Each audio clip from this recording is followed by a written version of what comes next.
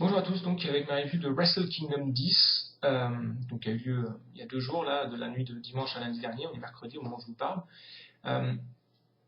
J'avais prévu de faire la review probablement en regardant le show, donc à la fin de chaque match, j'ai mis pause et j'ai écrit un peu 2-3 trucs dont je voulais me souvenir.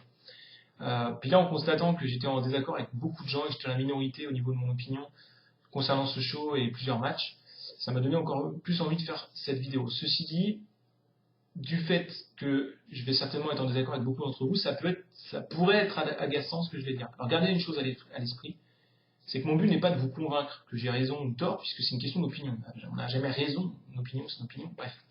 Par contre, j'aimerais que vous puissiez comprendre mon opinion, en fait. Voilà. Donc c'est ça le but, essayez de me faire comprendre. C'est peut-être parfois insister sur certains trucs, ou préciser certains mots qui parfois présentent des ambiguïtés, parce qu'ils ne sont pas utilisés de la même manière pour tout le monde, etc. Voilà.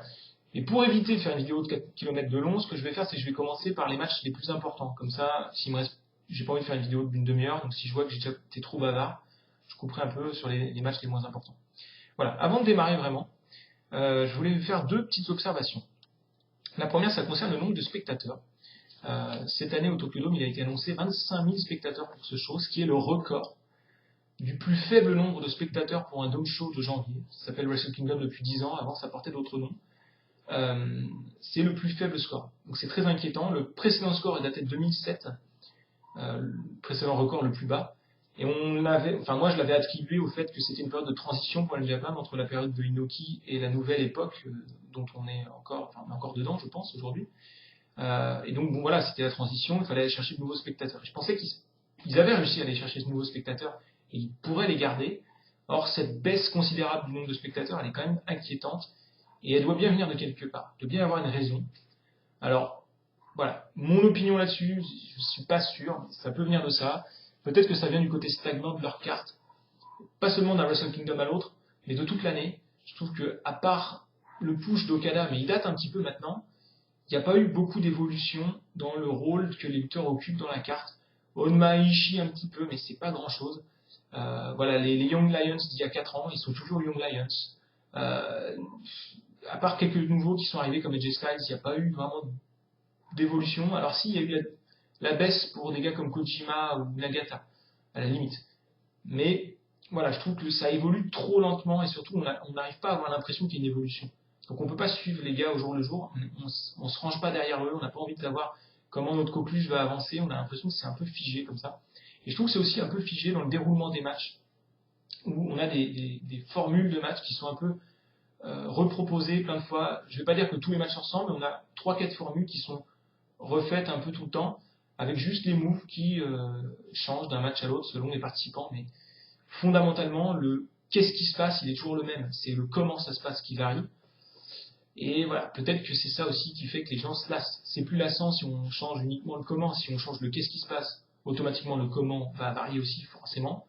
Et on a un truc qui est frais continuellement. C'est peut-être le problème. Donc voilà, ça c'est ma première observation avec un petit peu de ma théorie perso là-dedans. Deuxième observation, c'est le nombre de gaijin engagés sur ce match, sur ce show, pardon, que je trouve impressionnant. J'ai comparé donc l'édition 2016 avec 2006 il y a 10 ans et 96 il y a 20 ans sur ce critère, le nombre de gaijin engagés. Cette année, on avait 20 gaijin sur 48 participants. Ça fait 42% de lutteurs pour ce show qui ne sont pas japonais. Il y a 10 ans, c'était 2 gaijin pour 42 participants. Juste pour l'anecdote, c'était Brock Lesnar et Giant Bernard. Et en 96, un seul, Vader, pour 24 participants. Donc ça, c'est vraiment un truc qui a complètement changé aussi dans le paysage de la New Japan. Et au Japon, de manière générale. Quoique pour les autres fédérations, c'est moins le cas. Et donc le nombre de spectateurs qui baisse avec ça, c'est pas des signaux très très encourageants pour le catch japonais en tant que tel. Donc voilà. Je passe au show. Et donc comme je l'ai dit, je vais commencer par les gros matchs. Parce que comme ça, je pourrais les détailler au maximum et puis me dire si j'ai plus le temps de zapper le reste. Donc je vais commencer par Okada Tanahashi. Alors, il faut savoir que je ne suis pas un énorme fan de leur série de matchs, mais j'ai adoré le match de l'année dernière. Bon, adoré, c'était un peu fort, mais j'ai trouvé le match de l'année dernière vraiment très bon. Parce qu'il avait une construction qui était bien foutue, je trouvais. Et on sentait qu'en fait, le problème avait été que Okada, il était un peu confiant, il était un peu comme ça, peut-être un peu soft.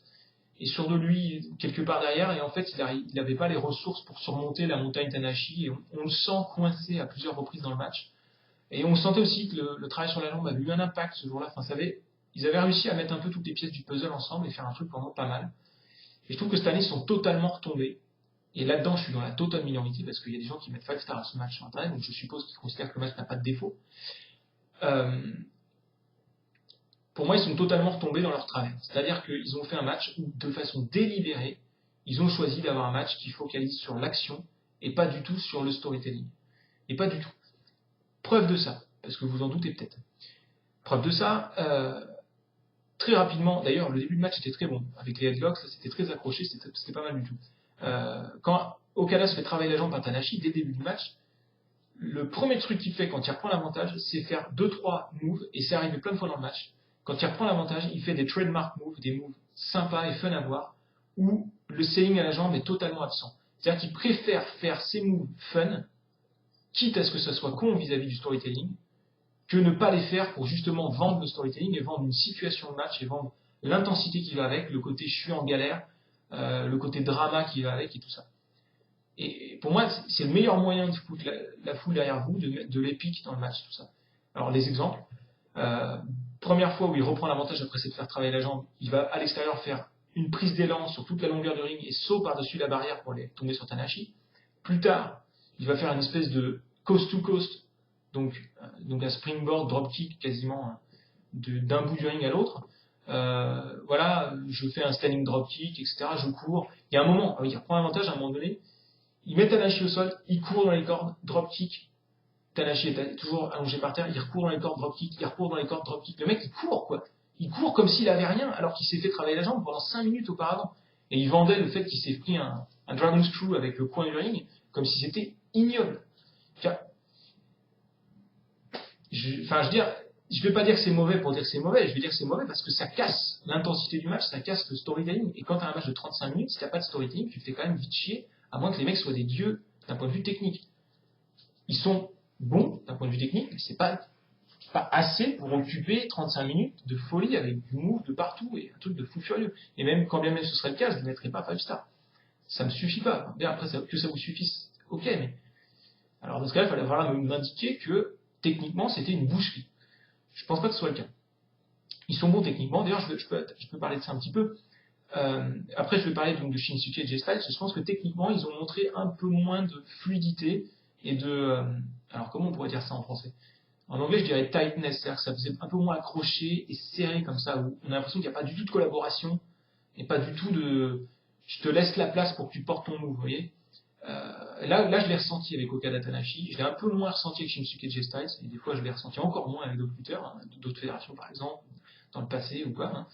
Voilà, il y avait un petit côté un peu comme ça, un peu des légères hésitations, des petits cafouillis, j'ai senti que c'était pas proprissime à ce niveau-là. Et comme d'un point de vue move, précisément, on n'a pas vu non plus des trucs hallucinants. Hein. Voilà, faut quand même pas déconner, on a vu des très beaux moves, hein. C'était solide. Hein. Attention, je dis pas que c'est un match de merde. Je pense que si on focalise uniquement sur le in-ring, parce que sur le reste, il y a des faiblesses, j'en ai parlé, il n'y a pas suffisamment pour dire que c'était une furie. Il y a du matériel, mais voilà. Et puis alors, il y a un autre énorme défaut, je ne vais pas revenir sur ces problèmes de selling qui cassent pour moi le côté épique et l'évolution du match, et la manière dont on peut suivre et tout, enfin bref, vous avez compris. L'autre truc qu'ils n'ont pas très bien fait, c'est un défaut que la WWE a énormément et que je reproche aussi à la WWE régulièrement. J'ai pas fait de vidéo sur les Kevin Owens, John Cena, mais ça a été le problème de plusieurs de leurs matchs, le problème de plusieurs matchs de Undertaker à WrestleMania depuis plusieurs années par exemple. C'est la manière dont on passe de lutteur A qui fait son finisher sur lutteur B, il fait le tomber, kick out. Et le prochain move, c'est lutteur B qui fait son finisher sur lutteur A. Si tu veux passer d'un mec qui est stun parce qu'il a pris un big move dans la gueule, que ce soit un tombstone, que ce soit un high fly flow, que ce soit un bombaillé, un rainmaker ou quoi, il est stun le mec. Donc si tu veux qu'il puisse ne pas reprendre le finisher une seconde fois, il faut que tu fasses une transition. Voilà. Le mot est là, c'est la transition. Sinon, c'est complètement con. Tu peux faire finisher, kick out, comme ça, jusqu'à ce que tu aies envie que ça s'arrête, et puis ça s'arrête sur ce move-là qui est là. Alors pourquoi ça s'arrête sur lui et pas un autre ? On sait pas. Ça enlève de toute sa substance, en fait, la fin de match, et on est juste là, en live, quand même un peu pris, parce qu'on a envie de savoir qui gagne. Mais une fois qu'on sait qui gagne, on revoit le match, on dit, ouais, c'est complètement con, c'est superficiel, C'est aussi con que les retournements dans un film, on croyait que c'était le lutteur, en fait non, c'est pas lui, parce que lui, il a fait ça. Ah non, mais en fait c'est lui, mais voilà, si c'est pas censé derrière, et si c'est pas un peu solide derrière, c'est marrant la première fois que tu vois le film, parce que t'es surpris, mais la deuxième fois, tu dis bon, voilà quoi. Donc bon. Donc quelques exemples, je prends un exemple précis, hein. On a deux frog splash, enfin deux high fly flow de Tanahashi, gros kick-out de Okada, qui ne gêne pas en soi, hein. Il a le droit de faire des kick-out de l'avant une fois de temps en temps, il n'y a pas de souci. Qu'est-ce que fait Tanahashi? Fort logiquement, il va en tenter un troisième. Et là, le mec qui n'a pas été capable d'éviter le premier, ni le deuxième, et ben il est capable de se mettre debout et de faire un standing drop kick dans le timing sur le troisième. Putain, ils auraient pu faire des trucs tout cons comme Okada qui accroche la jambe de Tanahashi pour l'empêcher de monter, il gagne du temps ou quelque chose. Je sais pas moi. Eh ben non. Ça m'aurait moins gêné à la limite qu'il lève les genoux ce coup-ci. Tu te dis pourquoi il l'a pas fait avant. On sait pas, mais enfin bon. Ça fait un contre au moins où tu te dis bon, c'est moins abusé. Mais là, le standing dropkick, encore une fois, ça va dans le sens de ce que je disais. Il préfère faire un move qui est beau à voir, quitte à ce que ce soit complètement con. C'est un choix. Moi, personnellement, je l'approuve pas. Voilà. Vous pouvez être d'accord ou pas avec moi, mais moi, je pense que vous comprenez le souci. Puis alors, le dernier souci du match, c'est que ça se veut être quand même le point culminant d'une storyline et d'une rivalité qui dure depuis des années. Et je pense que peut-être le plus gros fail du match, le plus gros problème du match, c'est que le combat se termine, Okada a gagné, ce qui n'est pas un problème en soi, mais on ne comprend pas pourquoi ce coup-ci il a gagné et qu'il avait... Qu'est-ce qui fait la différence sur ce match-là par rapport au match précédent? Qu'est-ce qui est différent? Pourquoi ce coup-ci il a gagné? On ne peut pas le savoir. Pourquoi? Parce qu'ils n'ont pas fait de focus sur qu'est-ce qui s'est passé. Ils ont fait un focus sur comment ça se passe. Enfin, sur quel move, quelle action, quel truc. S'ils avaient focalisé sur du storytelling, ils auraient pu faire un storytelling où on comprend pourquoi Okada, cette fois-ci, il a réussi à gagner. Il n'est pas retombé dans ses travers de l'année précédente, il a progressé sur tel aspect, etc. Et non. Et c'est ça qui est navrant, c'est que des gens balancent l'argument, ouais, ils ont réutilisé tout ce qu'ils ont fait dans les matchs précédents et tout. Mais non, justement. Ils ont refait le même match avec juste le vainqueur différent. Voilà. Et si vous êtes capable de me dire, bah non, là, justement, à tel endroit, Okada, il a fait ça, alors que le truc, mais je veux bien l'écouter. Mais allez-y, hein, dites-le moi, parce que si c'est vraiment le cas, je veux bien revoir le match si c'est vraiment net. Mais j'ai vraiment l'impression que là-dessus, ils n'ont rien fait. Ils n'ont pas fait d'effort et c'est vraiment dommage. Donc pour moi, c'est un main event qui est plutôt raté, alors que j'ai déjà vu les gens mettre 5 stars à ce match. C'est sur cagematch.net. Il est déjà classé dans le top 5 des meilleurs matchs de tous les temps, toutes faites confondues. Je lui mets 3, perso. C'est-à-dire que je suis quand même un petit peu outré de me dire à quel point j'ai une différence entre ma note et la note de la plupart des gens, je suis quand même obligé de le dire. Je ne l'explique pas. Pour moi, ce genre de main event, s'il avait eu lieu à la Wrestle One, à la All Japan, à la Noah, personne ne lui aurait donné une si haute note, y compris les fans de ces fédérations-là. Enfin, vraiment, il y a eu des matchs comme ça à la Noah il y a quelques années ou quoi, parce que la Noah avait encore du prestige et tout, où il y avait des gens qui disaient non mais c'est de la merde, Morishima ne rend pas la jambe, Shiozaki il fait le mec qui est stun et puis 2 secondes plus tard il ne le fait plus, etc. Et ils avaient raison de le dire. Donc voilà. Oula, j'ai eu un bug ou pas? Non. Pardon. Donc je comprends pas pourquoi ces critiques-là ne sont pas émises sur ces matchs-là, ce match-là en particulier. Donc voilà, je comprends pas et j'espère par contre m'être fait comprendre moi sur mon point de vue, ça vous aidera aussi à peut-être me faire comprendre le point de vue majoritaire, donc, qui est que ce match est excellent. Voilà. Donc, j'enchaîne sur les autres matchs, je vais passer un peu moins de temps. Shinsuke versus AJ Styles, bon, c'était le dream match de la soirée. Beaucoup de gens craignaient que Jay ne soit pas au top à cause de sa blessure récente. Ça s'est pas vraiment vu.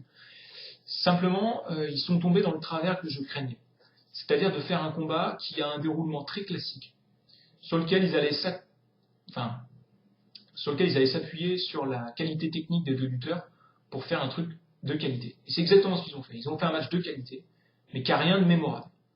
En dehors du fait que c'est la seule fois où ils vont s'affronter à la New Japan, a priori, puisqu'ils sont, vous le savez peut-être, partis à la WWE, a priori. Alors bon, je dis a priori parce que bon, pour Shinsuke, il y a encore un vague doute du fait qu'il est champion intercontinental et tout ça. Bref. Donc bon. Je pense qu'ils ont un largement meilleur match en eux. Et peut-être que c'est la WWE qu'on le verra. C'est quand même un comble. Je trouve que là, ils ont fait un truc très convenu dans le déroulement, avec le fameux début accroché, mais qui mène nulle part. Hein, ils se regardent. C'était très cool à regarder. Mais ça mène nulle part. Ensuite, il y a la prise de domination de Nakamura qui se fait sur un gros rien, alors que juste avant, ça avait l'air difficile de prendre l'avantage et tout, donc c'est dommage. Et moi, je me dis que des fois, ça serait pas mal de faire un match où ça dure pendant un quart d'heure, ils essaient de prendre chacun l'avantage et ils n'y arrivent pas. Pendant un quart d'heure, réellement. Sans phase de domination. Je suis sûr que ça pourrait être fun. Bref. Petite précision. Donc ensuite, le renversement de la domination de Nakamura sur la domination vers la domination de AJ Styles se fait sur une feinte de blessure de AJ. Donc c'est pas non plus tip top pour montrer le côté compétitif du match, vous voyez. Donc voilà, la première moitié est vraiment pas terrible, c'est très contenu. Il y a tout un passage aussi du match où il n'y a pas de rythme. Et dans ma bouche, pas de rythme, ça veut pas dire que c'est lent. Ça veut dire qu'il n'y a pas de rythme. Dire que c'est lent, bah, je vais dire c'est lent. Mais il peut y avoir un rythme lent. Là, en gros, ça veut dire qu'on a l'impression qu'ils meublent, qu'ils attendent quelque chose. C'est ça, il n'y a pas de rythme. Il n'y a pas de variation, il n'y a pas de... Voilà. On n'est pas tenu par un truc. Et par contre, le dernier tiers était super parce que les batailles pour aboutir au big move étaient vraiment cool. Parce que justement, contrairement au Okada Tanahashi, les transitions entre les kickers de la mort et les renversements du gars qui a pris le move, qui va mettre le sien ensuite, étaient mieux faits. Pas non plus énorme, mais mieux fait. Par exemple, AJ Styles qui fait son finisher, kick out, qu'est-ce qu'il fait? Il va le tenter sur la troisième corde, et le temps qu'il pose le mec et qu'il machin, ça laisse le temps à Shinsuke de revenir, par exemple, des trucs comme ça, donc c'est pas mal. C'est l'avantage aussi du Bombaye, c'est que Shinsuke peut le placer un peu en sortie de garde ou un truc, et boum, ça passe un peu mieux qu'un move où il faut attraper l'autre ou quoi. Et puis bon, on a vu des moves qui étaient très jolis, notamment le Jugatame contré en stage clash, qui était vraiment cool, qu'on avait déjà vu auparavant, mais avec d'autres lutteurs, Minoru Suzuki par exemple, qui était vraiment beau à voir à nouveau. Et donc, pas trop ce côté collaboratif, une qualité, je trouve, technique un peu plus forte que Okada Tanahashi. Mais un peu le même reproche, le côté, on va utiliser nos qualités techniques et l'action pour faire un beau match plutôt qu'essayer de faire, avec cette action, des situations de match et des déroulements qui soient vraiment prenants. Voilà. Pas assez prenants, mais très solide techniquement. Je lui mets un tout petit 3/3 parce que c'était quand même solide, 3,5 plus éventuellement. À voir s'il sera dans le top 20 et il n'y sera peut-être pas, ce qui serait quand même une grosse déception. C'est quand même un dream match, comme disait la bande-annonce. Dream match. Bref. Ensuite, alors je vais aller plus vite. Ishii Shibata, c'est quand même un gros match. Je devrais en parler longtemps, mais j'ai pas grand chose à dire sur ce match parce que franchement, je craignais qu'ils fassent un gros slugfest de bourrin et ils ont fait un slugfest, mais pas tout à fait comme celui de 2013 du G1. Ils ont plus fait du Ishii Honma de l'année dernière, du début de l'année dernière, que du Ishii Shibata de 2013. Bon voilà, moi j'ai préféré le Ishii Shibata de 2013 que le Ishii Honma de l'année dernière, du début de l'année dernière, c'est-à-dire que, en gros, c'est des moments un petit peu déconnectés les uns des autres, avec certains qui sont très cool, et puis certains où tu te dis, ouais, c'est quand même un petit peu con là, les gars. Il y a des moments où, ah putain, c'est stiff et tout, c'est fun, et puis d'autres moments où t'es là, ouais. En fait, on adhère à des moments et pas à d'autres. Moi, je l'ai vécu comme ça en tout cas. Et ça donne un truc très décousu. Alors certes, Ishii est énorme sur certaines séquences où il arrive vraiment à faire paraître sa difficulté, comment il en chie, comment il puise en lui pour revenir dans le match et tout ça. Shibata le fait moins, mais il a d'autres arguments pour lui, Shibata, qui sont moins décisifs dans la qualité du match. Enfin bon, bref. Donc voilà, c'est un déroulement qui est très contenu, qui est très décousu. Je crois que c'est le meilleur terme que je puisse avoir pour ce match. Et je pense que s'il sortait de ce format, il pourrait faire beaucoup mieux. Moi, j'aurais adoré voir Ishii vouloir faire du à toi à moi, hein, du one for one comme indique son t-shirt, et que Shibata refuse. Et qu'en gros, il bloque les moves. Par exemple, le mec veut lui mettre une frappe, pouf, il fait un bloc, il fait une esquive, et il fait le malin, il lui tourne autour, il lui met plus de moves au fur et à mesure. Je pense que le public, il aurait kiffé. Il y aurait eu une opposition de style tout d'un coup, et là, ça aurait été intéressant. Et peut-être que après l'avoir un petit peu, bien entamé, Shibata accepte les one-on-one, et là, Ishii, il a plus la caisse pour pouvoir lui faire mal, parce qu'il est un petit peu déjà en difficulté. Ça aurait été un scénario de match intéressant, vous voyez. Mais j'ai l'impression qu'ils sont pas en backstage, ils sont pas dans cette idée de qu'est-ce qu'on va faire dans ce match. Ils sont juste, tiens, vous allez faire ce scénario, allez-y, faites le maximum de moves fun. Et voilà, il y a toujours cette logique. C'est quand même emmerdant, quoi. Bon, ça a été un très bon match quand même, un gros 3,5, 3/3, mais là encore, j'ai du mal à m'emballer sur une grosse note, quoi. C'est solide, mais il manque le truc. C'est dommage. Naito Goto. Alors là, par contre, il y avait un match où il y avait moyen vraiment de faire un truc différent grâce au personnage de Naito, de heel un peu agaçant, qui taunte l'autre et tout ça, qui prend son temps, qui crache à la gueule de son adversaire. Il l'avait fait pour le G1. Et là, j'ai trouvé vraiment dommage que Naito n'incarne pas. Enfin, son personnage était moins incarné, moins nettement incarné que lors du G1, par exemple. Je trouve que il a fait le minimum que son personnage puisse être. Il a été heal et c'est tout. C'est dommage parce que c'est grâce à son personnage qu'on aurait pu avoir ensuite un Goto revanchard, teigneux, un peu comme ça, où je vais lui faire sa fête à ce connard, putain, quand je vais le choper, ça va saigner, toi. C'est ça qu'on voulait voir comme un peu comme rapport. Et ils n'ont pas trop été là-dedans. J'ai pas trouvé les interventions trop dégueu, je pense qu'elles ont plutôt aidé le match, parce que finalement il y a eu deux interventions. La première permet à Naito de prendre l'avantage, et la deuxième permet de déclencher la fin du match avec un petit peu de momentum sur Goto. Donc c'est pas mal. Au milieu de tout ça, voilà, c'est resté relativement soft dans le déroulement qu'ils auraient dû utiliser, qui est celui que j'ai décrit là, avec Naito qui agace Goto et Goto qui veut se le faire. En gros, c'est ça. Et ça, c'est ça qu'on veut voir. Et Goto qui se déchaîne sur Naito à un moment dans le match, et au moment où on se dit ouais c'est super cool, il se déchaîne, les autres interviennent. Là, vous décuplez tout quoi. Et ils le font pas. Donc c'est dommage, mais bon, un peu en dessous de mes espérances, ça va être quand même un bon match malgré tout. Un petit 3 écarts, un truc comme ça. Voilà. Ouais, c'est vrai que 3 écarts c'est un peu cher parce que ça veut dire que je le mets au-dessus de Okada Tanahashi et je peux pas dire que je l'ai préféré au Okada Tanahashi. Donc voilà. Ouais, 3. À peu près pareil. Ensuite, bon, je vais aller vite. Ça fait combien de temps que je vous parle là? 21 minutes, voilà, je vais aller vite. Le match par équipe entre Honma et Makabe contre le Bullet Club. Pas terrible. On a un peu trop l'impression qu'ils ont fait mumuse avec leur move, où je fais des signaux publics, machin, mais on va dire que c'est un combat où il n'y avait pas vraiment de construction, pas vraiment de fil rouge à suivre. Il y a une partie entre Karl Anderson et Honma qui était bonne quand même, qui a fonctionné, mais ça fait peu sur l'ensemble. Il aurait fallu vraiment qu'In Ring ce soit hyper fort, ça a été juste bon, sans plus. Et voilà, j'ai pas été trop pris par le match. Et puis franchement, un truc qui m'a fait chier, il n'y a pas que dans ce match-là, on n'a pas pu entendre la pop du Tokyo Dome parce qu'ils nous ont mis une musique de merde par-dessus la musique d'entrée des lutteurs. Donc en fait, ils ont couvert le son du Tokyo Dome avec une musique pourrie, ce qui fait qu'on n'entend pas. Donc le mark time d'entendre le Tokyo Dome popper pour Honma, qui est très populaire, ben on l'a pas entendu. Comme on n'a pas entendu les entrées des lutteurs lors du Rumble match, par exemple. Et moi, ça m'a saoulé. Sérieusement, le Rumble match au début, le seul intérêt, on va se le dire, c'est d'entendre la musique d'entrée de Liger, d'entendre les gens chanter, ou des trucs comme ça, sur Koshinaka, ou voilà. Et les trois, parce que bon, In Ring, il n'y avait rien. Et même ça, on l'a pas eu. C'est vraiment enlevé le seul truc intéressant du match. Mais sur ce match-là, c'est un petit plus qu'on n'a pas eu, qu'on aurait pu peut-être aider. Pas un très bon match, mais pas mauvais non plus, assez banal. Je vais garder Omega Kushida pour la fin parce que je vais vous dire grosso modo ce que je viens de dire pour le match par équipe entre Great Lash Hill et Bullet Club. C'est ce que je peux dire sur le Edging Lethal. Même chose. On a trop l'impression qu'ils sont là pour faire muse avec leurs moves et faire plaisir au public. On va dire, bah c'est bon, c'est normal, c'est un spectacle, faire plaisir au public. Tiens, c'est marrant parce que j'y ai pensé quand Michael Elgin est rentré au ring. Il avait un costume qui me faisait penser à Steve Williams. Dr. Death, Steve Williams. Avec sa capuche et tout. Et sa barbe. Et je me suis dit, à ce moment-là, je préférais que ce soit Dr. Death. Parce que Dr. Death, quand il rentre dans un match, il a l'air focus, il a l'air all business, il a envie de se faire l'adversaire. Et là, on n'a pas l'impression que c'est le cas. On a l'impression qu'ils sont là pour faire plaisir au public. Vous voyez la différence de notion. Et ça enlève le côté intense du match. Intense, ça veut dire que on est pris, on a les yeux un peu plus grands ouverts, et on a vraiment l'impression que c'est un clash de mecs qui se battent, qui font tout, qui se démènent. Là, c'était plan-plan, quoi, un peu, c'était tranquillos. Quand Elgin, il fait ses moves, il prend le temps de montrer qu'il est costaud, tu vois, un truc comme ça. Et ça, c'est un peu dommage. On l'a pas eu dans l'Omega Kushida, c'est pour ça que je le garde pour la fin. Ça fait un côté un peu plan-plan, un peu tranquillos, qui s'appuyait sur les moves, qui n'ont pas été forcément excellents, ce qui fait un match assez moyen, à 2,5 dans le genre. Je pourrais dire la même chose avec une note plus basse pour le Six-Man Tag, pour le titre par équipe de 3, où je peux pas qualifier de ça de spot fest parce qu'il n'y a pas de spot, mais il n'y a pas de construction non plus. Donc à côté de ça, tu suis juste des moves complètement banals qui se suivent. Alors c'est pas mauvais techniquement, mais c'est un gros rien. Donc voilà, ça aurait été un très bon entracte, ceci dit, entre deux gros matchs à la fin de la soirée.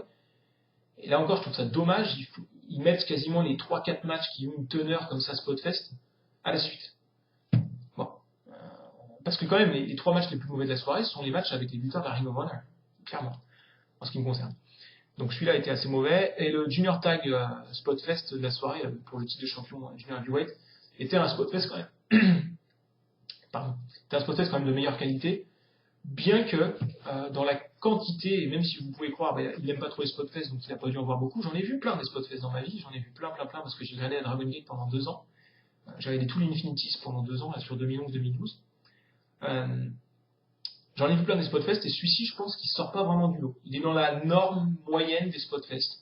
C'est-à-dire pas mauvais techniquement, mais avec aucun truc qui ressort, avec aucune séquence vraiment forte. Je crois que les 2-3 trucs dont je me rappelle, c'est plutôt les interventions de Cody Hall, j'allais dire Cody Rhodes, qui amenait un petit truc en plus, et puis les moments comédie, avec Romero qui fait plein de l'aria par exemple, le moment où t'as tout le monde qui est en position pour faire un gros 4 mecs qui font un suplex sur les 4 autres, et il y a le dernier qui arrive, c'est Romero je crois aussi, et il regarde de quel côté il faut que je me mette pour faire le suplex sur mes adversaires, enfin pas sur mon partenaire.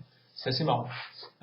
Voilà, c'était marrant, mais je pense que dans un Spotfest, on a aussi envie de voir des gros spots en tant que move, et je trouve que ils ont fait quelques spots sympas, mais grosso modo, c'était pas extraordinaire. Ils ont quand même des mecs comme Ricochet.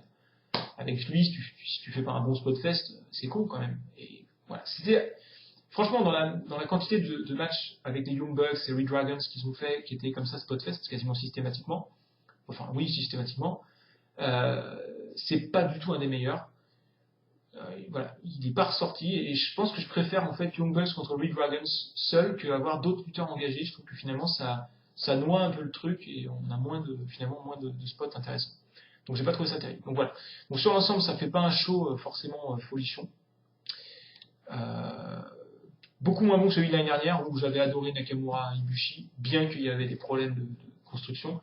Et mon match de l'année dernière, c'était Okada Tanahashi. Incroyable, hein. Et là cette année, c'est quand même un gros craquage en ce qui me concerne. Bon. Moi, ce que j'aimerais vraiment, c'est que vous preniez le temps, si vous n'êtes pas d'accord avec moi, de partir de ce que j'ai dit et d'essayer de voir, moi j'ai pas ressenti ça comme ça, etc. et de développer. Parce que toutes les personnes qui ont adoré le show, ou qui ont adoré Okada Tanahashi, à part mettre que c'est génial, hein, c'est génial, ouais, Patrick Sébastien, non mais les moves c'était super, voilà, grosse qualité technique, mais il n'y a rien derrière, ça veut rien dire. Voilà, c'est juste une variante de dire c'est génial. Moi j'ai envie de savoir pourquoi. Et pourquoi, voilà. Donc voilà, essayez de voir si vous pouvez m'expliquer ça. Puis peut-être 2 mots sur la news qui fait trembler les fans de Puro, c'est-à-dire le départ de Jay Styles et Nakamura. Bon, le départ de Anderson et Gallows, ça fait moins trembler tout de suite. Hein. D'ailleurs, le départ de Gallows et Anderson, pour moi, c'est une bonne chose, parce que franchement, j'ai pas trop aimé leur run de l'année dernière, avec pas mal de trucs un peu comédie mid-card, et je les trouve pas très bons dans les tag matchs, enfin, je trouve qu'ils construisent pas très bien. Ils vont aller à NXT, ils vont apprendre à faire des matchs construits. Voilà, ça sera pas mal, puisqu'ils sont pas mauvais athlétiquement et techniquement, ils devraient pouvoir progresser. Bref, c'est vraiment sur Shinsuke que l'interrogation se porte. Est-ce que Shinsuke peut réussir à la WWE? Qu'est-ce qu'ils vont en faire? Moi, je pense qu'il peut réussir parce qu'il a déjà son personnage, et que je pense pas que la WWE l'a acheté, enfin l'a fait venir pour ne pas utiliser le personnage qu'il incarne déjà, qui est quand même vraiment unique, qui devrait faire réagir le public américain. C'est sûr que sur photo, comme ça, tu dis ouais, ok. Mais par contre, une fois qu'ils vont le voir, son personnage, ils vont peut-être le trouver un peu gênant, comme ça. Ils vont peut-être avoir une réaction intéressante. Ça pourrait être intéressant. Évidemment, son souci, c'est qu'il parle pas anglais a priori, ou mal, comme tous les Japonais. Donc probablement qu'ils vont lui mettre un manager. S'ils lui mettent Paul Heyman, ça peut très bien être intéressant aussi. Donc à voir. Pour ce qui concerne les J-Sky, je me fais absolument aucun souci. Maintenant, du côté de la New Japan, qu'est-ce que ça peut faire? Évidemment, ils enlèvent quand même. Ça retire 2 très gros noms et ça retire 2 gros potentiels lutteurs pour faire des grands matchs de l'année, des matchs of the year de toute l'année. Mais il faut regarder aussi ce que ça leur donne. Ce que ça leur donne, c'est 2 énormes salaires en moins. Et oui, parce que je pense que Shinsuke et Jay Styles font partie des 3 plus gros salaires de la fédération. Je pense que l'autre c'est Tanahashi. Okada étant plus jeune, il doit avoir un plus petit salaire, a priori. Donc ils ont des sous là. Donc je pense qu'ils vont investir sur des lutteurs. Mais qui? Je ne sais pas. Donc il y en a qui parlent des lutteurs de la Noah. Moi, je sais pas. Je sais vraiment pas ce qui va se passer, mais clairement ils peuvent. Enfin, certainement qu'ils vont décaler. Les gars qui sont un peu mid-card, type Naito, Goto, vont monter d'un cran et vont revenir un peu plus main eventer. Il y a des chances pour qu'ils réutilisent des gars comme Nagata, Kojima un peu plus dans le mid-card, autour des titres intercontinentales peut-être ou quoi. A priori, ils partent sur Omega plutôt chez les poids lourds bientôt. Ce qui me déplaît pas, parce que j'ai pas aimé son run chez les juniors, et peut-être que chez les poids lourds ça va le faire. Voilà, j'ai hâte de voir ce que ça va donner, mais j'espère que ça va pas faire décliner la New Japan. Parce que même si le produit actuel n'est pas ma panacée, je pense que c'est la meilleure fédération japonaise actuellement malgré tout. Si on fait une combinaison entre le produit qui est pas une tuerie et le roster génial qu'ils ont. un peu moins génial maintenant qu'il y a le départ de deux grands lutteurs, mais quand même. Et surtout, c'est un peu la locomotive qui est censée guider le troupeau, quoi. Donc si eux aussi déclinent, je pense que ça va mal se passer pour les autres derrière aussi. Et voilà, si ça peut faire que je sais pas, la Zero One ou la Wrestle One ferme parce que la All Japan va chercher leur lutteur ou j'en sais rien. Vous allez me dire qu'est-ce qu'ils peuvent aller chercher la Zero One. Oui, effectivement.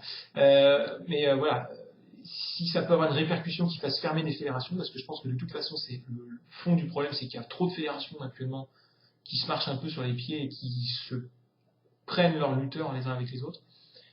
Bon, si ça peut faire ça, pourquoi pas. Mais en tout cas, voilà, je vais suivre un peu la suite des événements pour la New Japan avec beaucoup d'attention du fait de ce départ de deux lutteurs majeurs. Voilà. Bon, je vous laisse, j'écoute vos réactions et puis à la prochaine.